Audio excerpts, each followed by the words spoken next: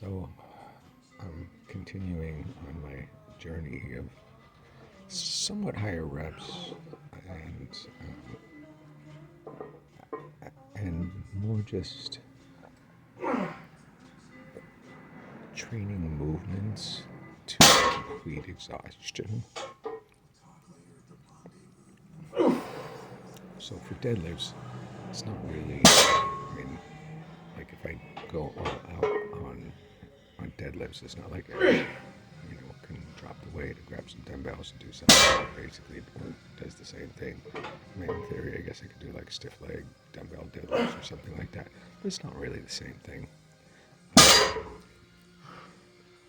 Because I'm not really doing. I mean, I consider this more of a lower body exercise, and since I'm not really doing any particular like quad work.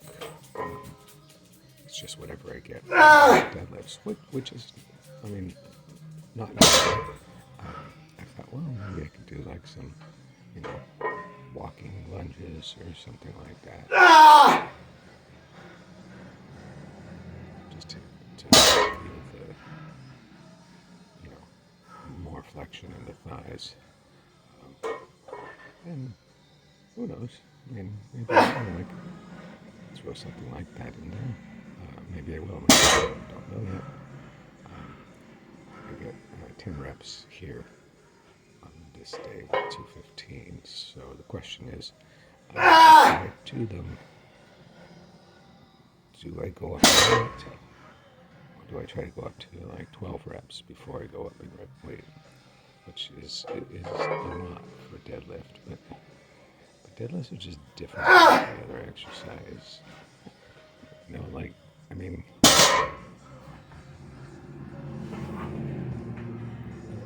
didn't fly off the floor on my first, 2 or 3 reps, even though I got 10. I mean, even the first couple reps were hard. Even one day, did my warm-up set with 185. They were hard. So I'm trying to find the balance of when should I go up because I'm going to be able to do an adequate number of reps without getting pulled out of position. Because that's a real concern. If I start getting pulled out of position, then it's like, okay, well then I'm going to get into like some kind of a vicious cycle with my deadlifts. I dropped the weight on my overhead presses here to 30 pounds. And I still only got, I think, like 8 reps. So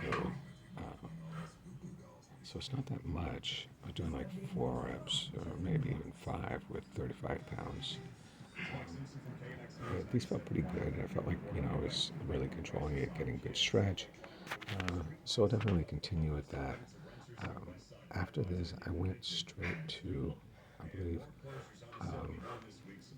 like dumbbell lateral raises with a significant static hold. So raise and hold at the top, for a considerable amount of time, as much as I can.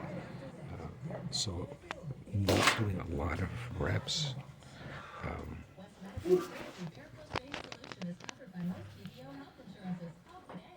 Because each rep is so slow. Oh, that's right. I did a couple of like push presses after my regular set just with the same weight. So I wasn't even able to get full extension. I'm just trying to get a little bit more. I don't know. Next time maybe I'll drop the weight, maybe just grab a barbell and do some overhead presses. We'll see. But that's part of what I'm doing right now.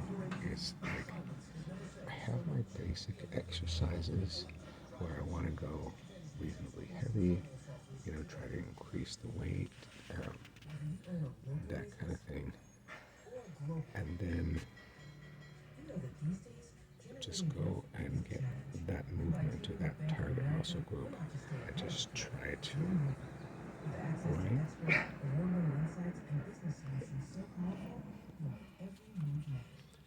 grind it into submission.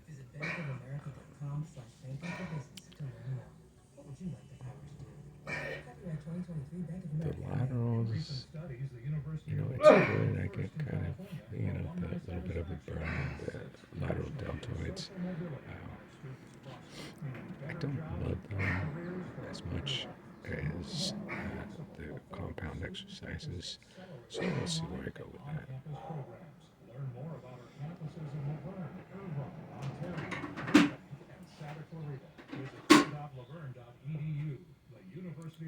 Then, my last exercise is the chin-ups. I decided to use a band. I wanted to get a couple more reps because I was only getting like 3 or 4 reps with body weight. I wanted to get a little bit more. I only got 5, I think. I mean, I was getting good contraction on at the top, but still, I think I should be doing better. It's not a really significant band. It's just the black one, which is the second to the weakest. But not that crazy about my performance. But, I've got a lot of other stuff. I do a lot of running, and of course I work. So that takes some energy too. Try to sleep, but not always getting the best I can.